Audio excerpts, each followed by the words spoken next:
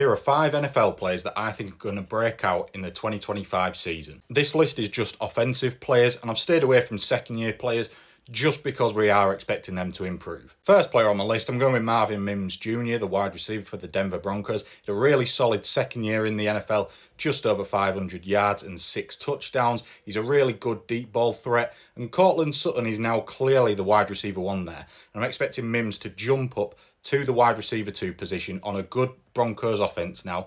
And I wouldn't be surprised if he's around the 800-yard mark at the end of the season. The second player on my list, I'm going with Cedric Tillman of the Cleveland Browns. He had a really good second half of the season. He ended up with around 340 yards, having barely touched the field in the first half. He was a really good wide receiver too next to Jerry Jeudy. And the Browns didn't draft a wide receiver, so I'm expecting him to step up. The only real question is, who's going to be at quarterback for Cleveland? If you're new around here and you like the NFL and college football, make sure you're following. I cover plenty of other sports as well. And let me know in the comments, who do you support and who do you think is going to break out in the 2025 season? The third player on my list, I'm going with tight end Brenton Strange from the Jacksonville Jaguars. He finished last season with about 400 yards. Now that was playing behind Evan Engram. Evan Engram's now in Denver, and it looks like Strange is going to be the player that steps up to tight end 1.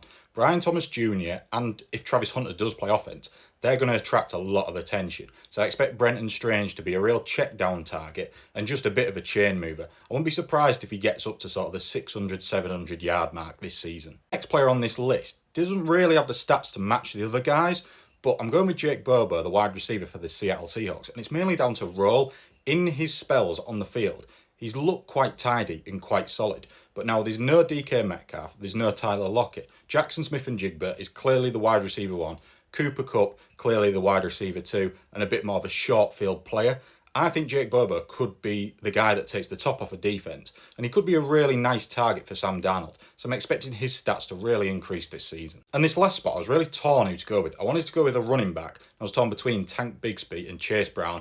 And the reason I've gone with Brown of the Cincinnati Bengals is mainly because I didn't want 2 Jacksonville Jaguars on this list. But I think both players will break out. But Brown had 990 yards last season, and he arguably has had his breakout.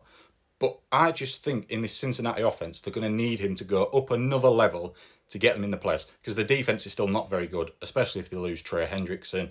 So I'm expecting Chase Brown to really be around maybe 1,200 rushing yards next season, and also in the passing game, he could thrive as well.